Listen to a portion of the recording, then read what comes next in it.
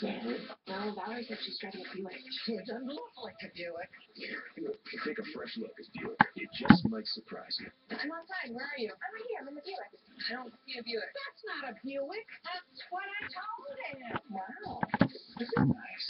Now get sign and drive leases across the entire 2015 Buick lineup. Like this Buick Encore for around $199 per month on vehicles in stock alone. Keep the whole gang happy with endless baby back ribs from Golden Corral. Dinner's just $11.99. Unlimited baby back ribs with KC Masterpiece barbecue sauce. Original, hickory brown sugar, or smoky chipotle. Golden Corral, the best buffet in the USA. Now, in the later years of her life, is sort of focused on spirituality and spiritual growth. I think that Mary Magdalene was probably a wealthy woman. I think she was probably elderly or older woman who had the financial means to support Jesus and the Jesus movement. Maybe she doesn't live very long after Jesus, and for that reason, we just don't hear about her. It's an extraordinary notion, but whatever the final truth about her age, what we can be sure of is how Jesus reached out to this possessed woman, how she became his closest female follower, and an example to all who would come after her. She was the one who had the deep spiritual connection with Jesus, who understood his mission, and who then carried it out and proclaimed it. She was the first Christian.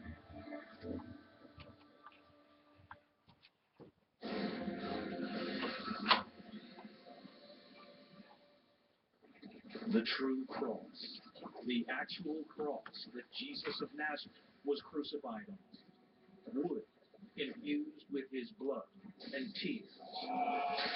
It is literally the scaffolding upon which Jesus lived the world. But the relic was thought to be lost to history. Then a Roman empress, Helena, sets off on a dramatic quest to find it. Helena changed everything. The discovery of the cross is shrouded in mystery. There's intrigue, there's murder, there's sex, there's violence behind all of this. Her discovery will be hacked into tiny pieces and traded around the globe. Venerated by millions, ridiculed by others. I don't think there's a snowball's chance in hell Helena discovered the true cross. Now, for the first time, modern science sets out to answer the question, is the true cross a hoax that mocks the crucifixion, or the relic of relics? The true cross is one of the greatest mysteries in Christian history. We have the tools to solve it.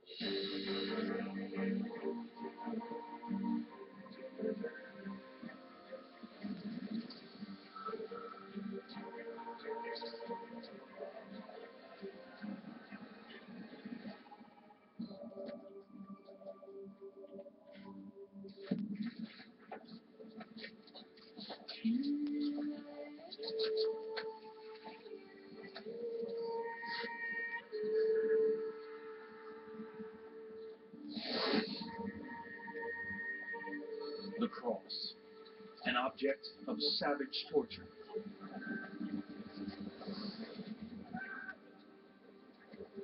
That cross was an instrument of death. Pieces of wood nailed together to kill a human being. But also an object of deepest veneration. The cross on which Jesus died really symbolizes for me the greatest act of love in human history.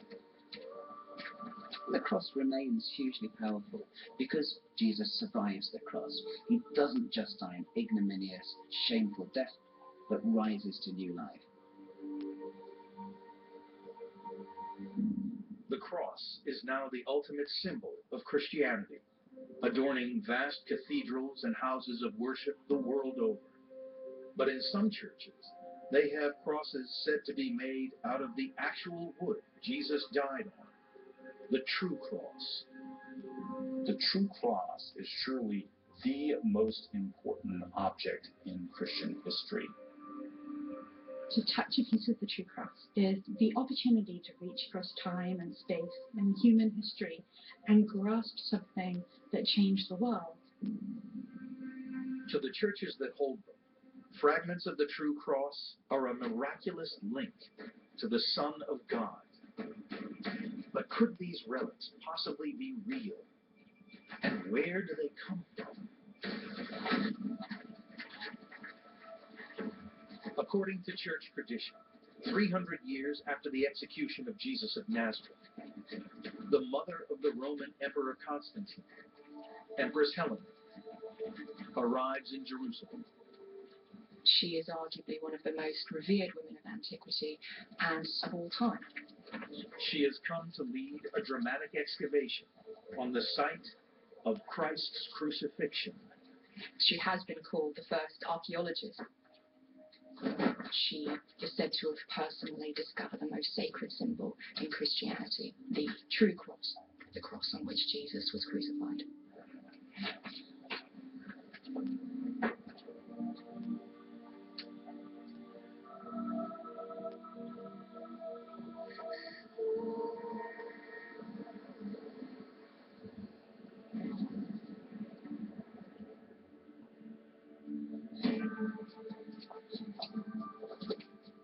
The story of Helena puts her at the heart of the story of the Christian faith.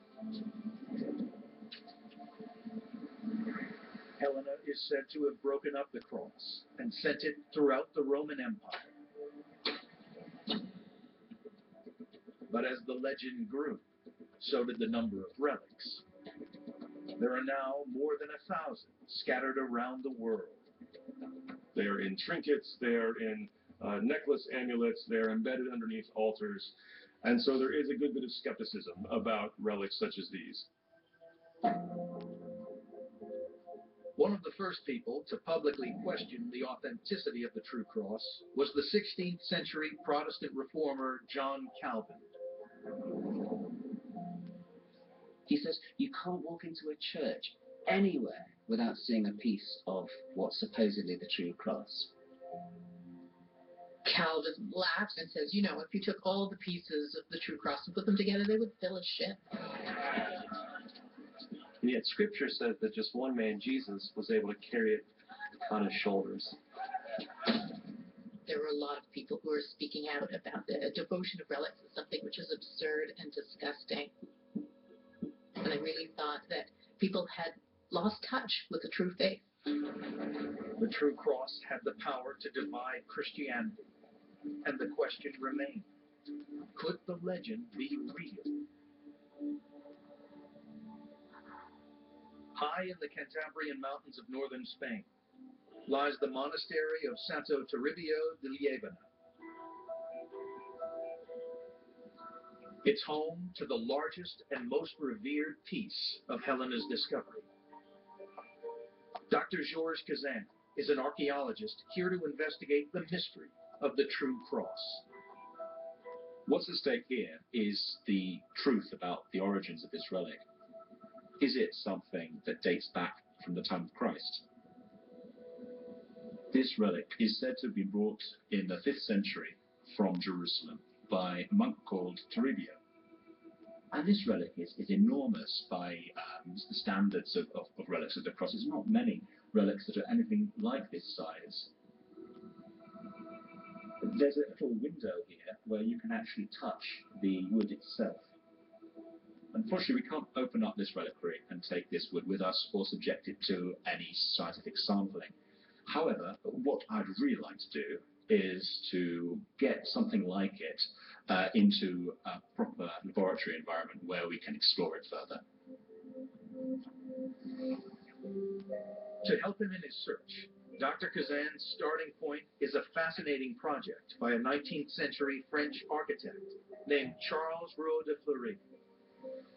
He set out to add up all the pieces of the true cross. This map shows the places which he documented as having wood of the cross, and he worked out that all of this wood, from all the places that he'd been to, didn't come up to 10% of the total volume needed to put up a cross of the size required to crucify Christ. Roald Dahl is right, Calvin must be wrong. Now Kazan will use de Fleury's map to help locate relics that his team can then carbon date. We would want to find relics, subjecting these to scientific analysis, just to see how much of a legend might be true. Dr. Kazan's hunt for churches that will grant him access to the true cross will take him around the world. But the story of Helena's quest to find the cross is one of the most dramatic in Christian history.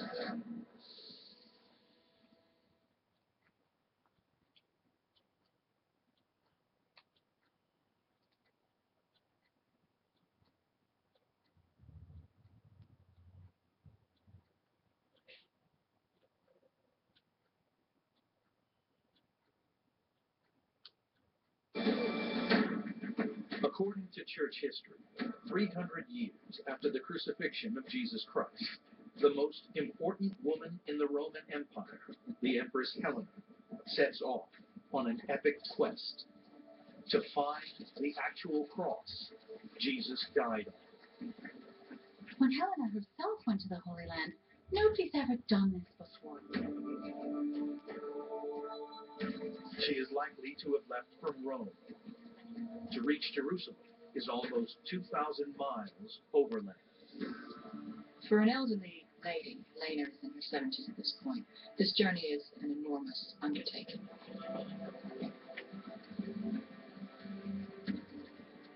It is so unbelievably far away. In the American context, if New York is Rome, Jerusalem is something like Guam or American Samoa. But by all accounts, Helena is a remarkable woman. We know only a couple of things about the Empress Helena. We know that she was Christian, and we know that she was a commoner.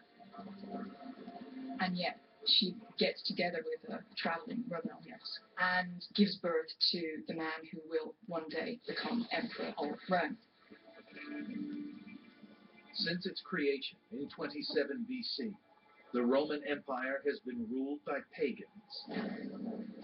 Then, in 312 AD, Helena's son Constantine has a dramatic change of faith. The story goes that on the eve of a great battle outside Rome, he has a vision.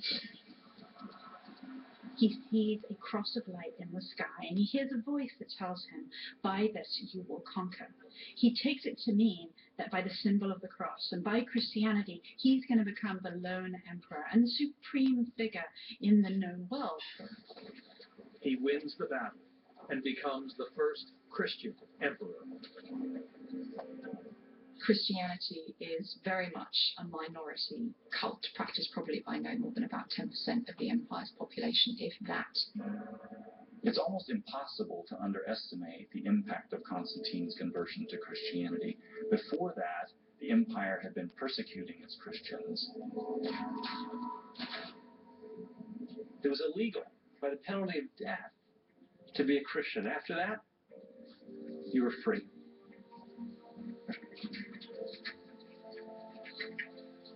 Constantine legalizes Christianity throughout the empire.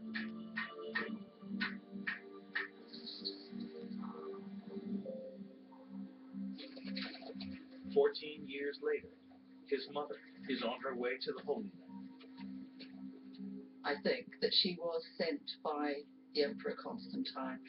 He felt that the cross was very important, and he wanted to send her there to do something special.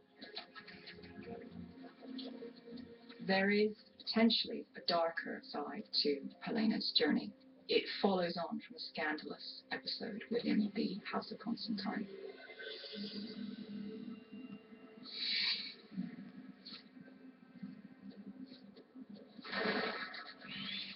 Constantine abandoned his first wife to marry the noblewoman Fausta. Fausta has given him 3 young sons. But her husband's likely successor is his eldest son, Crispus. Crispus was the golden boy of the Constantinian household. He'd had a very successful military career. He'd been made Caesar by his father. On the face of it, the Christian family at the center of the Roman Empire are united. But a scandal is about to erupt. Christian sources tend to hush-hush about it. They don't want to say anything, but the pagan sources jump all over Constantine. The story goes that Constantine discovers that his son, Crispus, his favorite son, has been having an affair with Constantine's second wife, Fausta.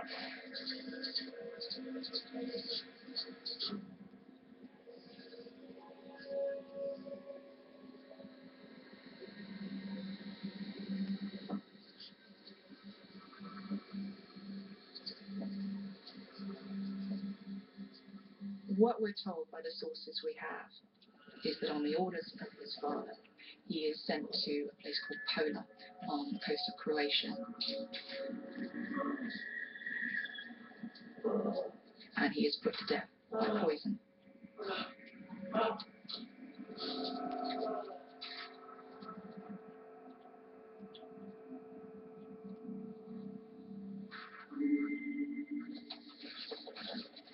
Helena was crushed by this scandal. This was likely her favorite grandson. This must have been devastating for her. But the scandal is about to get bigger.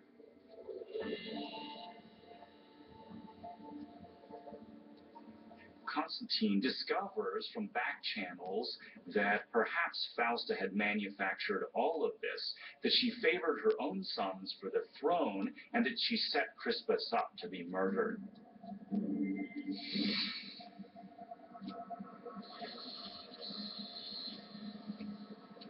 He orders that she be put in a bath chamber, the doors locked, and the fire stoked up to the point that it cooks her to death.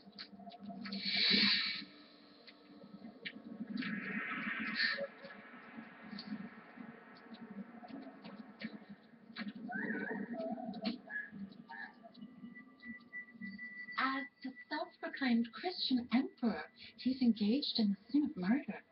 Thou shalt not kill is one of the top commandments.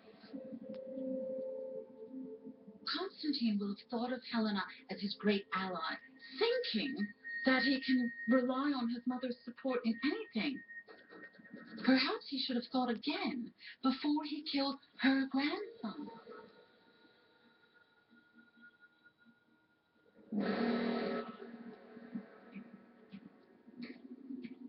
You are weak. You are a weak and sinful man.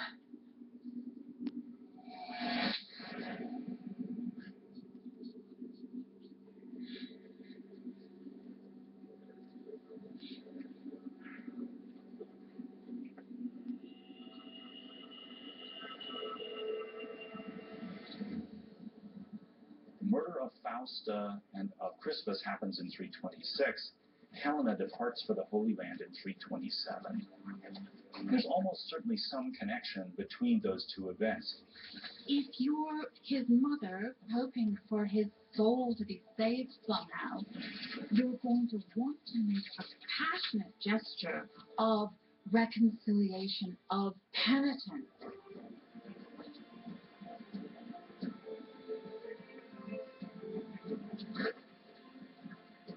She knew what she wanted when she traveled to Jerusalem. And when she went looking for that true cross, she was surely determined to find it.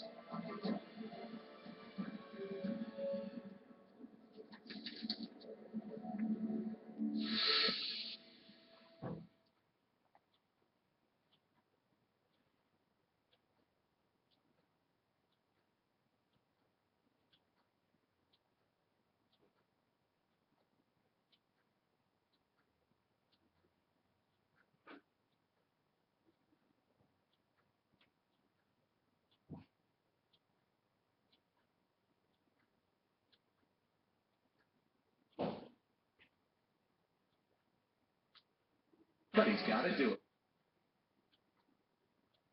And for Tremont features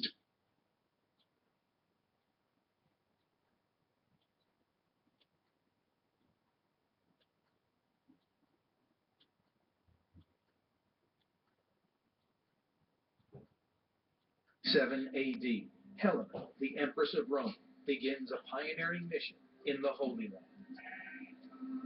According to Christian tradition, she has come to find the cross Jesus died on. Helena was doing something actually at the time quite radical in the history of Christianity. She wants to hold in her hands something that has been close to Jesus. The pilgrimage could change the course of Christian history. But the site of Christ's passion is no more. Jerusalem is now an outpost of the Roman Empire, renamed Aelia Capitolina. When Helen entered the city of Jerusalem, it's likely to have been a shell of its former glorious self from the early 1st century AD. You have to realize that ancient cities are absolutely chaotic. We can imagine that she's sort of overwhelmed by the tangible reality of life in the ancient world. It was full of sounds and noises, and it was dirty.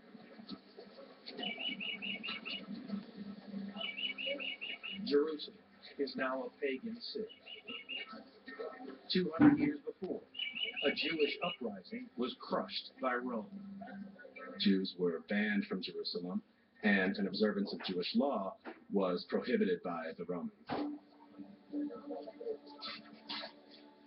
Helena will be the first person to try and retrace the final footsteps of Christ. Here you have a woman who stands in the pinnacle of power and understands what power looks like. It, to me, is fascinating that a person from that vantage point would see Jesus as the one worthy of her life, her allegiance, and her worship. This was a way of getting in closer to really understanding the Bible and to really entering into the story of Jesus. There was something about knowing that he actually walked here, that he talked here, where she's standing. You realize that this is not just a myth. Jerusalem is not a made-up city. Jesus is not a made-up person.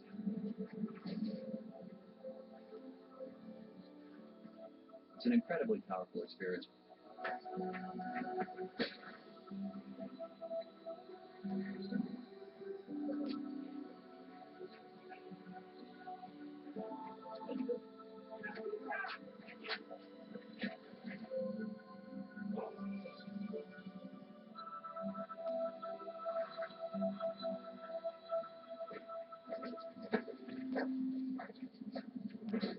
According to all four Gospels, Roman soldiers marched Jesus of Nazareth to a hill called Golgotha, the place of the skull.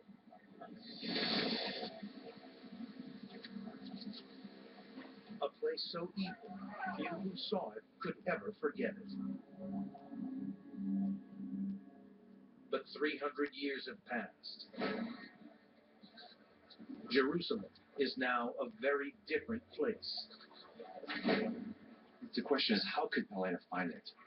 Well, it really takes us back to the year 135 AD, when the Emperor Hadrian builds a pagan temple over the site and ends up marking for all posterity the place of his death.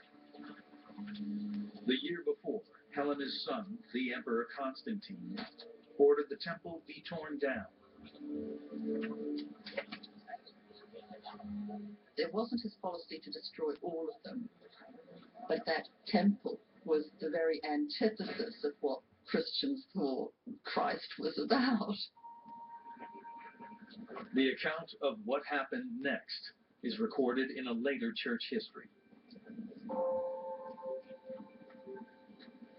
At some point, perhaps as early as the 360s, we begin to see a legend emerge that describes Helena's role in the finding of the true cross.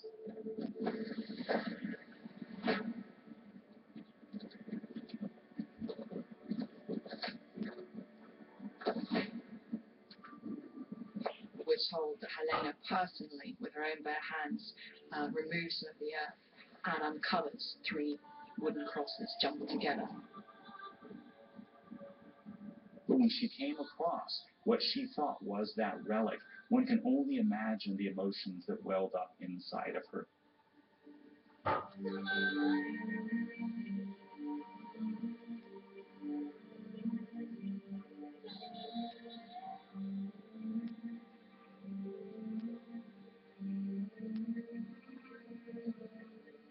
The reality is that we don't know precisely what happened in Jerusalem.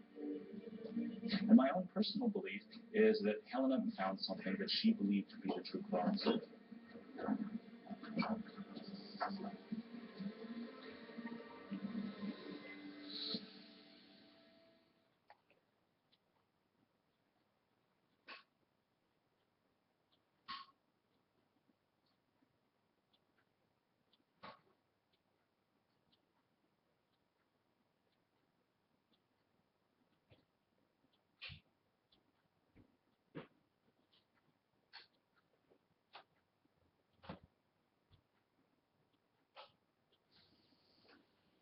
With naked eyes, like this could have sunk. Are these majestic glaciers running out of time? At the moment, we can still enjoy it, but what are we going to say to our next generations?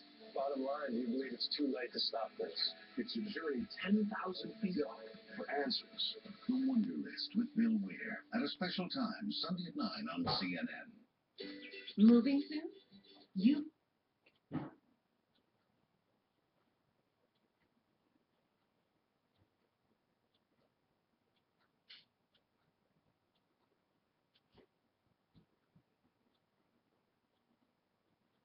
100 years after the crucifixion of Christ, Helena, the Empress of Rome, discovers the actual cross Jesus died on. From the moment that the cross is found, people become interested in having a piece of the wood itself because of its direct connection to the body of Christ.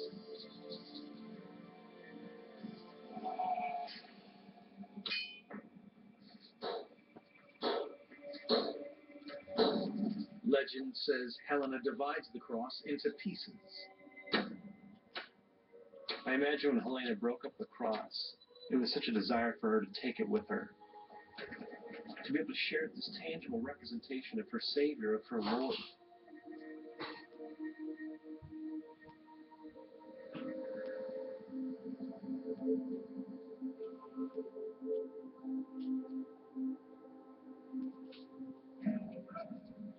Sometime later, pieces of the true cross start appearing throughout the Roman Empire. Our first evidence that fragments of the cross are being spread around the Mediterranean is from the late 340s and 350s, when we learn that people have taken pieces of the true cross over to the North African seaboard. If the Helena tradition is correct, then that would only have been 20 years or so since its first finding, that shows that physical particles of the true cross actually did spread out from Jerusalem very, very early on. There must have been the discovery of wood by Helena or someone for this trade in relics to have really boomed. This really becomes a new moment for Christianity, in which the cross becomes something that they are no longer afraid to talk about or to signify. Before, the cross is basically a symbol of defeat, a symbol of humiliation, a symbol of death. People were familiar with the horrors of Roman crucifixion.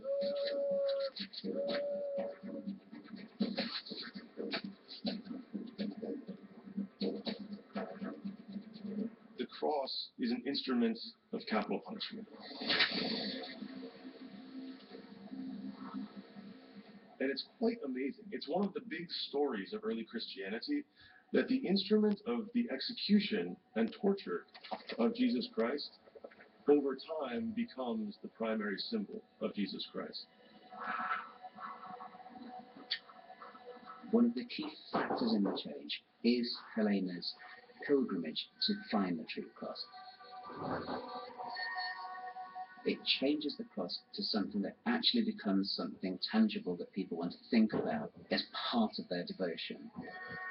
As fragments spread around the world, they will also help turn Christianity from an underground cult into a global religion Pieces of the True Cross were almost used like trading cards. This is a way to gain favor with a bishop here, or an aristocrat, a prince over there. If you share the True Cross with someone, you're sharing power with them, because the True Cross is a source of religious power. People are going to respect you for having a piece of this. The legend of Helena's discovery would change the course of Christian history. But could what she found have been the actual cross Jesus died on?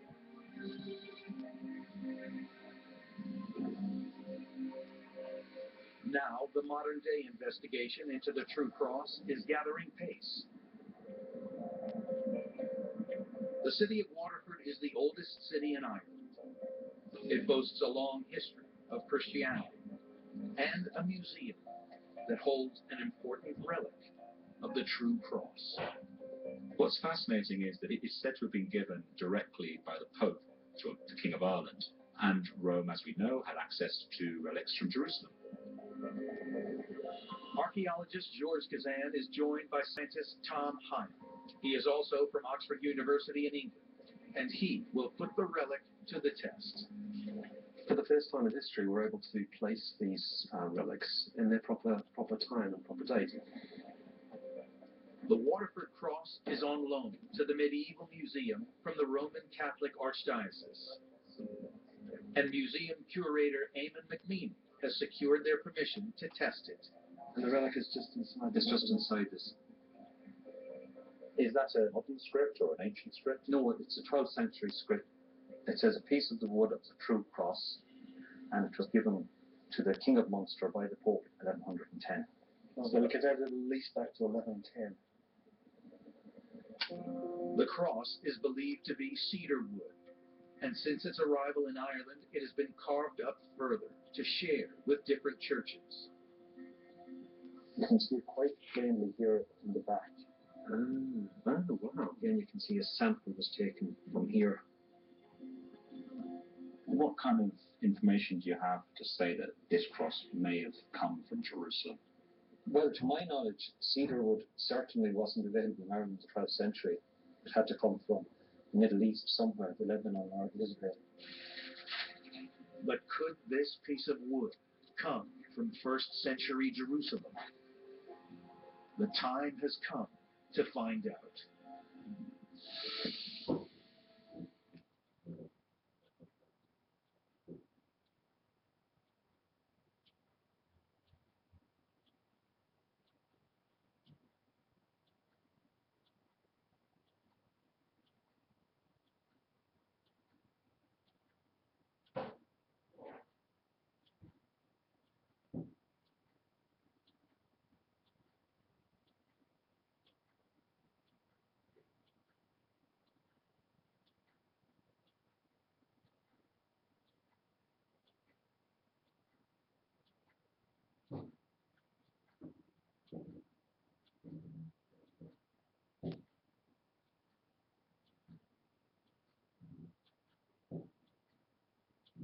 Claims to hold a piece of the actual cross that crucified Jesus.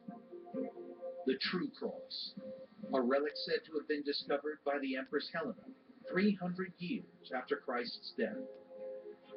800 years after that, the Pope would give this piece of it to the King of Ireland.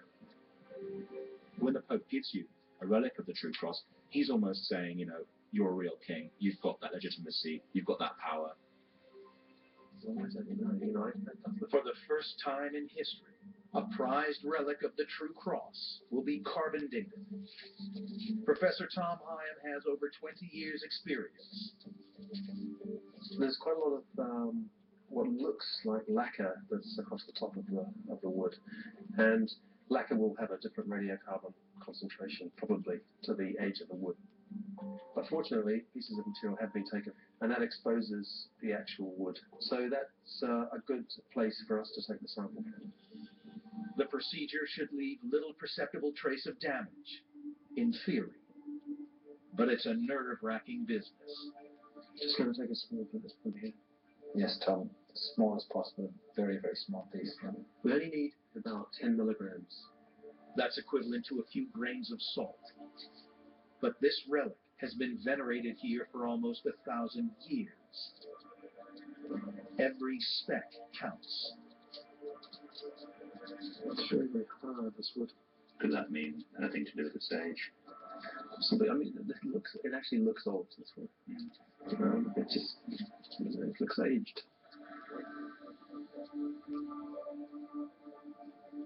So far, so good. Tom is satisfied with his sample. Now they can head back to the lab to test for the first time this piece of the true cross.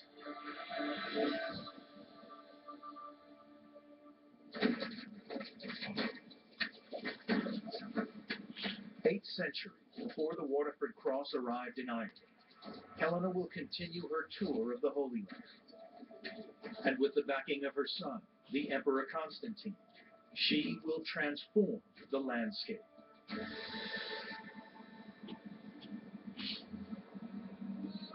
She builds churches on the site of Christ's birth in Bethlehem, and one to commemorate his last moments on earth.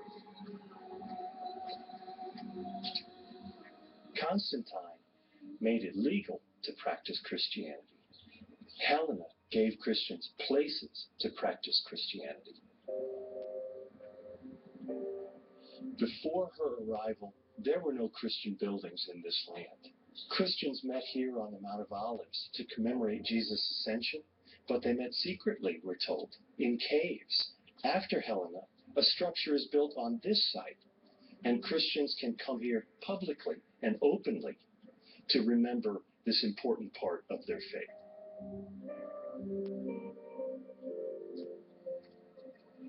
For a religion that had been illegal for over 200 years, it's a defining moment.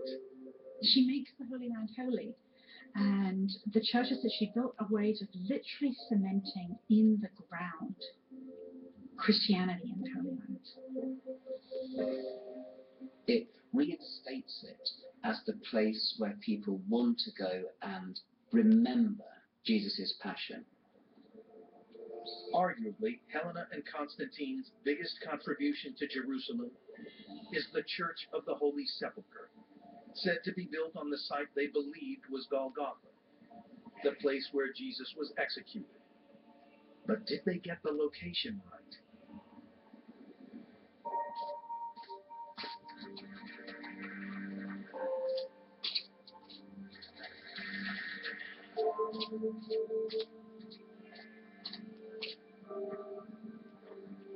Based on the archaeological evidence, this would be a logical place. It was just outside the city walls, and Romans liked that for crucifixion. So right now, there's no better candidate than right here.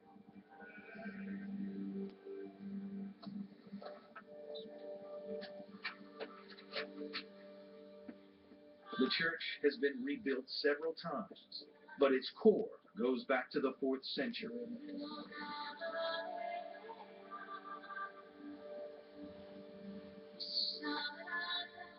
We are deep, deep inside the lowest level of the Church of the Holy Sepulchre.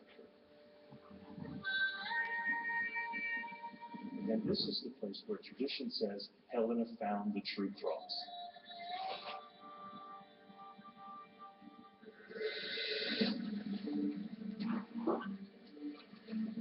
After her tour of the Holy Land, Helena begins the long journey home.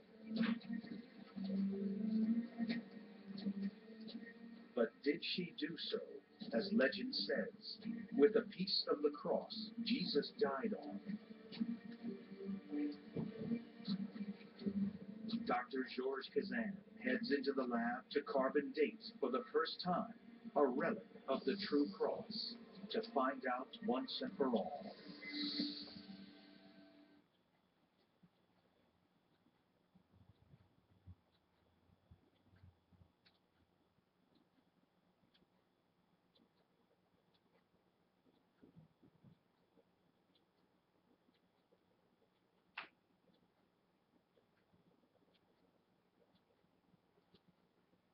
The shroud is in fact a much earlier cross finding Jesus, next on CNN. The worst oil disaster in U.S. history killed 11 people and devastated the environment. CNN's Drew Griffin returns to the Gulf 5 years later. Could it happen again? Blowout. The Gulf oil disaster. Tuesday night at 9.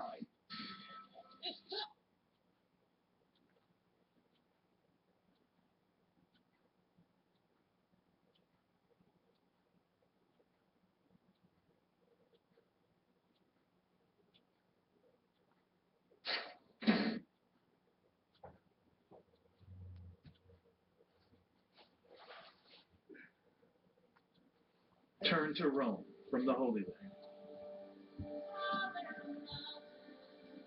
According to church history, her pilgrimage to find the cross that Jesus died on is complete. But her triumph will be short-lived. Helena dies shortly after returning from the Holy Land. It's incredible to think about the power of this one woman's spiritual drive and the impact that it's had on human history. Her influence upon her son Constantine will change the fate of the Roman Empire and the fate of Christianity. A decade after her death, her son Constantine, now an old man, falls ill. After a lifetime of championing the cause of Christianity, he takes the final step and asks to be baptized. There was so much of Constantine's life that didn't line up with being a Christian. I mean, he killed so many people, and he was just a violent man. But something, I believe, changed in the last year of his life. I think he had a full conversion.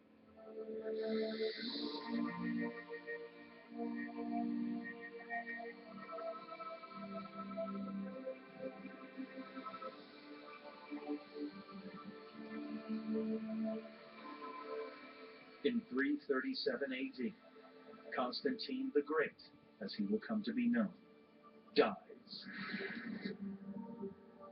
With Constantine and Helena, what we're seeing is Christianity moving out of the shadows into the mainstream, but now into the dominant position. It's not just a religion, it's the religion. Now the Roman Empire is going to be Christian. The known world is going to be Christian. But the question remains, did Helena actually discover the cross Jesus was crucified?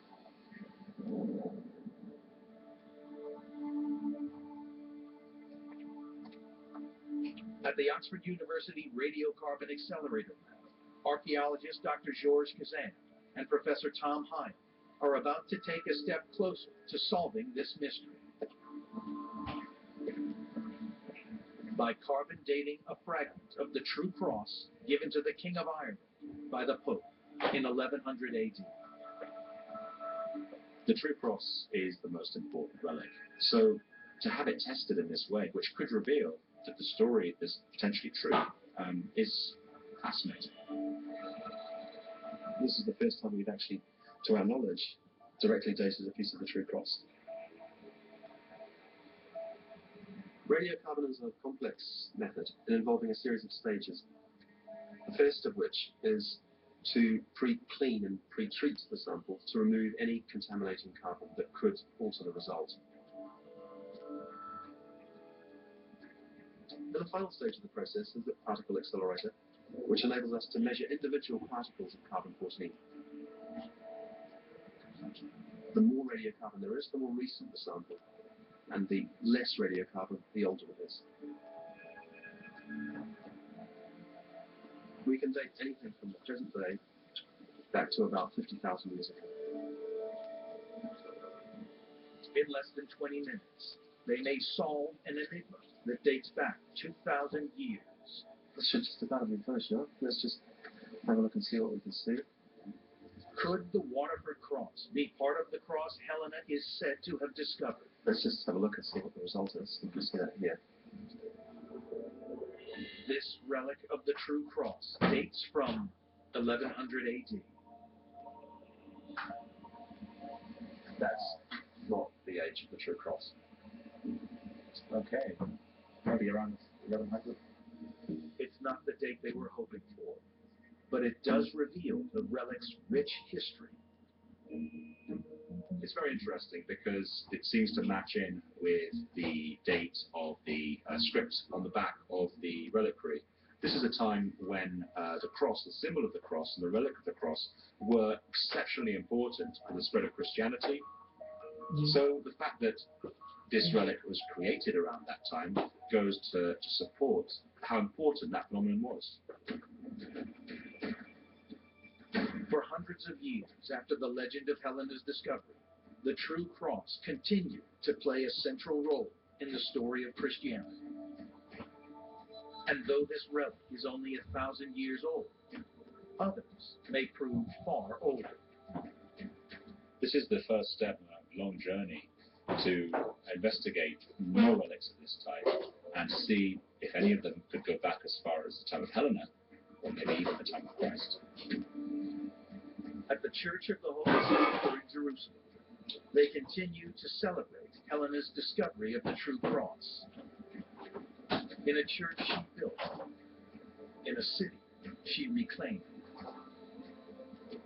Helena is the person who takes Jerusalem from a sleepy provincial capital and turns it into this place that we're all looking to for a spiritual message. For centuries, devoted pilgrims have come here to mark their faith with a symbol now recognized the world over. At the time of Jesus, a cross was a very negative image. It was a place of brutal, horrible execution and death. But after Constantine and Helena, the cross becomes a symbol of salvation, a contact with the transcendent. Without the story of the discovery of the true cross, Helena would be just another empress in the pantheon of empresses. But this story places her at the heart of the Christian faith. She gives Christianity a symbol without which Christianity would not be the religion that it is.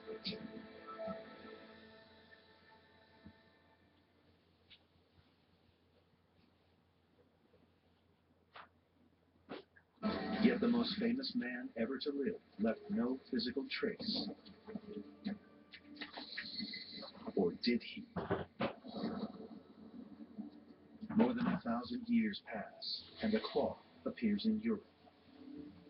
On its surface, the image of a man showing the same traumas Jesus endured during his crucifixion. The Shroud of Turin.